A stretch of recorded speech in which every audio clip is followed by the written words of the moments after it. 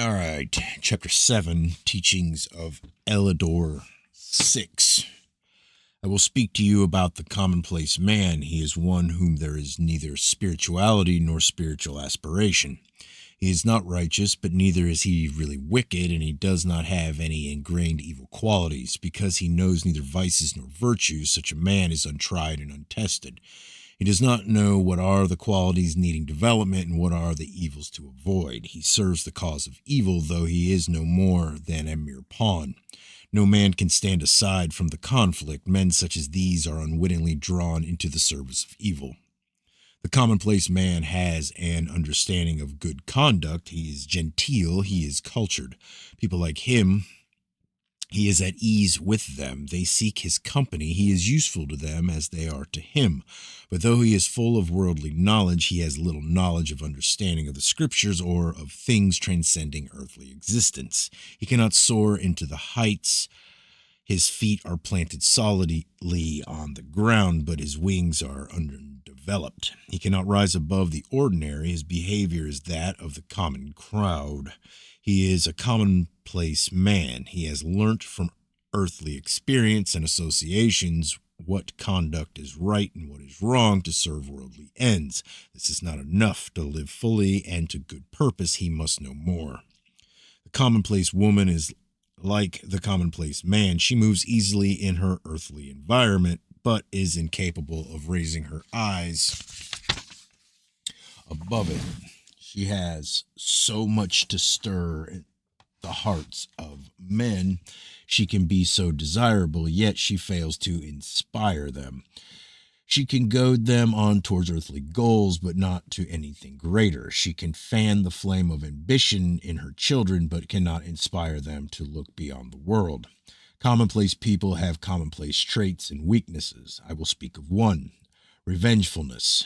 An unjustifiable seeking for revenge springs from an inner weakness. The mean and servile person is most addicted to it.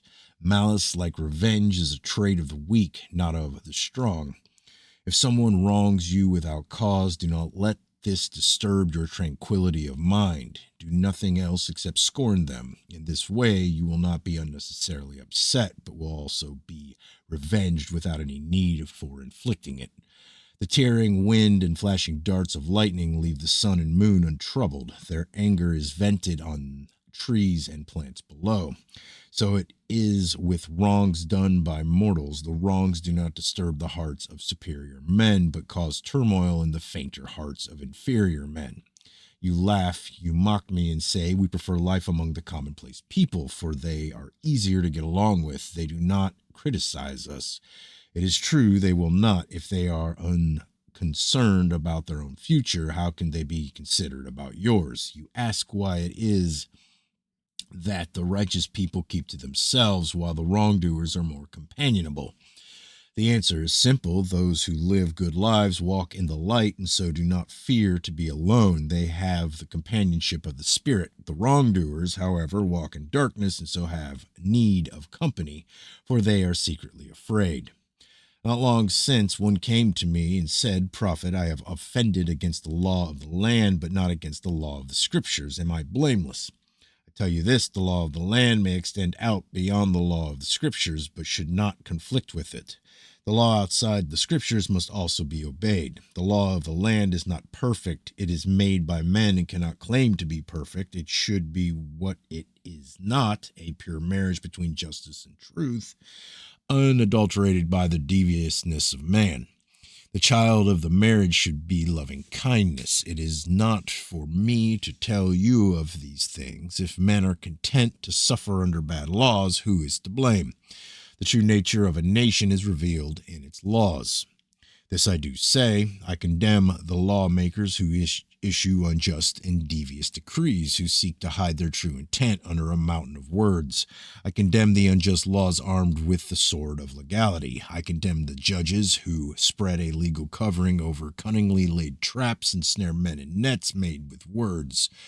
They deceive the ignorant and simple with false masks of legality. Truth and justice weep outside the courthouse. I condemn also those who stir up strife under protection of the law, who cause legal mischief or deal in legal deception to rob the innocent and unwary.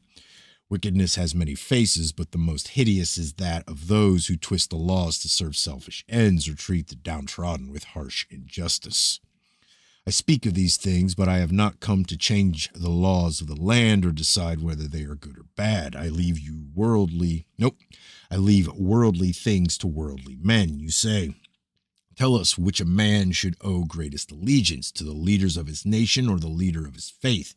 I say this, there is a scale of precedence. A man must serve whatever ranks highest. Spiritual things rank above worldly things, but the man who loves his nation and its customs, its mother tongue, and its traditions is a better man than one who decries them. The man who obeys his rulers, identifying himself with his people, with their progress, their welfare, their calamities, as though they were his, repenting for their wrongs and rejoicing in their triumphs, that man is a patriot, and patriotism has a proper place. He is above the commonplace man, but not above the man spiritually inclined, for spiritual things transcend earthly things. The good of all mankind transcends the good of any nation. Keeping the laws of the scriptures' good intent is the main consideration. There must be a complete absence of hypocrisy and deviousness. I am a man with many books. I will tell you their teachings, but their words are for study by men of insight and learning. I speak in conformity with what is written, for if a prophet sets up a body of laws conflicting with established teachings or laws claiming to replace them entirely, he is a false prophet. Man reflects the powers which are his heritage. He is their heir to divinity. He must, however, submit to the will of the Supreme Spirit, who is much wiser than man, and this will is made known through the laws of the Scriptures. Man must not submit abjectly, through fear of punishment or hope of reward. These things are unworthy of one aspiring to divinity. The will of the Supreme Spirit is revealed through those who have proved worthy of divine inspiration, who have spiritualized themselves sufficiently to communicate with the powers above. The prophet who has been fully tested, who has survived his trials, who knows the means for assuring himself that he speaks with divine authority, is a rarity even among prophets. There is a spiritual value in submission to the There is a spiritual value in submission to the divine will. Where the purpose is obscure and self-discipline required to conform, the value is even greater than where the reason is easily perceived. This discipline, too, has its value. It is the discipline of the heroic warrior, the man of courage and conviction. The mind of a man is like a water barrel placed against the house. On top floats a slimy scum of worldly lust and lewdness. Beneath this grows weeds of ignorance, prejudice, and selfishness. Below this is clear, clean water, unseen because of the scum above. I am one who clears away the scum. I am the revealer of the good underneath. My mission is to make the water fit for use, not to destroy the barrel. I am not a man of fancy words. I have lived all my life among wise men and found nothing better for a man than silence. Study is not the most important thing. It is deeds. Contemplation and speech have their place, but actions shift mountains while words blow around them. The knowledge that his soul spirit records every word makes a man careful in speech. It is the man whose inner self is wrapped in the mantle of ignorance who keeps no rein on his tongue. If a man antagonizes you, never answer him in haste. No reply at all is often an eloquent answer. You ask me concerning marriage. Others more able than I have spoken about it. Study their words. This I do say, it is not enough for husbands and wives to love each other. They must make their love known. A husband does this by showing his wife more respect than any other woman. Is she not the one he chose, or has she been chosen unwisely? If this is so, then it is wrong to make her suffer for it. A wife should be treated with delicacy and care as the most precious of a man's possessions. As no man expects his wife to defile his home by adultery, he should commit no adultery either. A wise man leaves his wife to be mistress in his house and home. He provides for her needs to the utmost of his ability. This is the way a wife shows her love for her husband. She is at all times affectionate and womanly, always considerate considerate, and gentle. She is careful in managing the household and supervises it diligently. Being herself always neat and clean, she never does anything to cause her husband anxiety. She is never wasteful with his earnings. She pushes aside every thought of other men and never disgraces her house or shows her contempt for her husband by committing adultery. I do not say that a wife should not think of other men or husbands of other women. Such thoughts come unbidden. It is not wrong or unnatural that they should do so when the true nature of marriage is known. It is a state of trial. It is one of life's greatest tests. Ignorance of this fact is the enemy of marriage, not human nature. However, I am not the prophet to declare such things. Neither am I the prophet of peace. He is yet to come. I am the prophet to tell men of the frightener, though many generations will pass before it appears. It will be a thing of monstrous greatness, arriving in the form of a crab. First, its body will be red, then green, then blue. It will spread destruction across the earth, running from sunrise to sunset. It will come in the days of decision, when men are inflicted with spiritual blindness, when one ignorance has been replaced with another, when men walk in darkness and call it light. In those days, men will yearn after pleasure and comfort. They will go down roads of ease, encouraged by women incapable of inspiring them towards the upward path. There will be disbelief in spiritual things, but this will proceed from ignorance. It will be a thing of the lips, for disbelief is not in the heart and nature of man. No matter how much a man cries out his disbelief in times of turmoil and strange and unfamiliar surroundings, when frightened by the unknown, he turns to spiritual things for comfort and strength. In the days of the great conflict, do not pray that the Supreme Spirit be on your side. This would be a futile waste of time. Pray rather that you be on the right side, the side of the Supreme Spirit. Hear my voice, for I tell of things to come. There will be no great signs heralding the coming of the frightener. It will come when men are least prepared. It will come when they seek only worldly things. In those days, men will be falling away from manliness and women from womanliness. It will be a time of confusion and chaos. I have warned the frightener. I have done what I am charged to do. Now one asks where he shall seek for truth. I say this, they who set about it rightly will find truth, no matter where their mortal bodies are located. It is never far from men.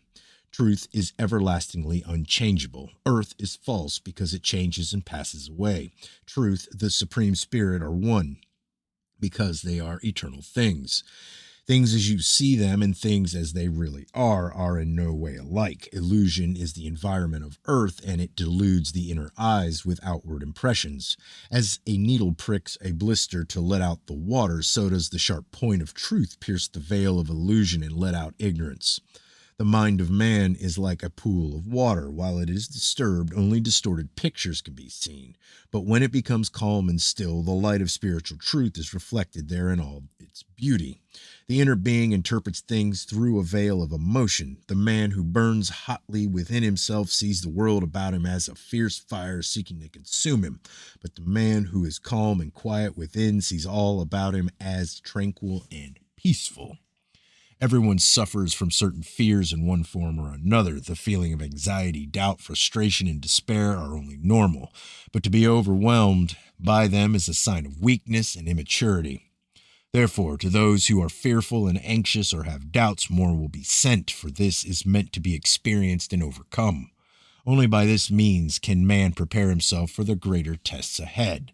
Calmness, love, steadfastness, and tenacity are the sentinels outside the first gate of spiritual development.